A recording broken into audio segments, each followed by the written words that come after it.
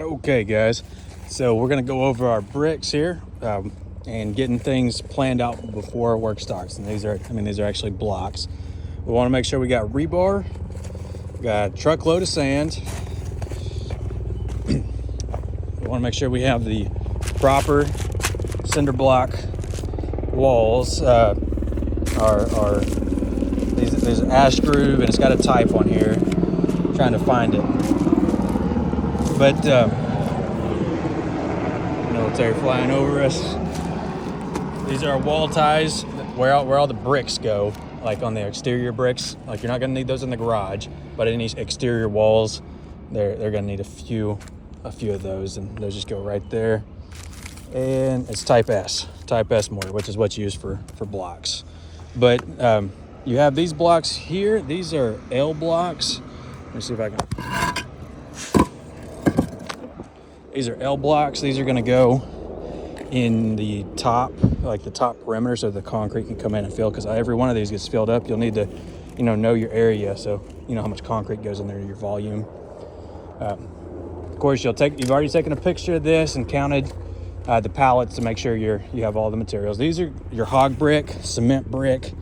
These go on the bottom level, and that's how, like right here, you can see it's not level right there, and the way you get it level is with hog brick. And anyway, you want to make sure you got all your strings. We've already double checked them. We have found a couple errors. We want to make sure that we got 2 inches on each side of the block and that the block is square. This will need to get, flathead shovel, dig it up.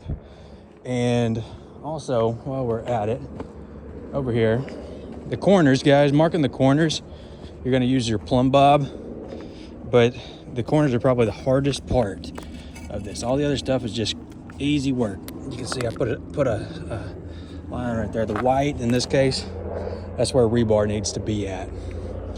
But about every 5 cinder blocks, you want one with space in between it right there, so water can flow without causing a hydrostatic pressure where it just blows out your wall.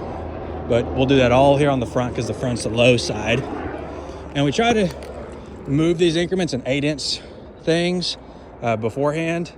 So like right here is the top of this wall, and then right there is the top of that wall. And this is 16 inches different, so we don't have to cut a cinder block in half. That's why we go with 8-inch. But the day before, you want to really walk your job site. All your cinder blocks are going to go on the inside of this line. That gets kind of confusing when you get down to the garage. You got to really watch it. But all your cinder blocks are going to be on this side. See, like we get spots like this right here. They're closer than I like 8 inches is about the width of your block. And so you need a Sawzall to cut these out. But you want to make sure you get your corners marked before you pull these out. It's just going to be difficult to do. Laser level, we leave that in place until we're done. All right, this is how you need to be walking your job sites the day before, making sure everything's nice and ready. Going inside of this, especially in spots like this, we didn't have any wood in between, so that's a corner right there. We don't put any cinder blocks anywhere other than on concrete footers. And like these guys, they're probably gonna need explanations. Like right here, I've already painted this to kind of help, but there's an indentation that goes right here. I've already painted it out, and that needs to be there.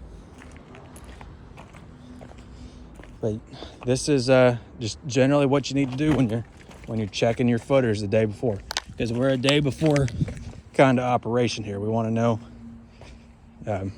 we want to make sure we've thought about it. I don't want any decisions being made during the block laying. I want every decision made beforehand, and that's how you're going to have much better results. And some of these decisions are tough to make, so you got to really think about them beforehand.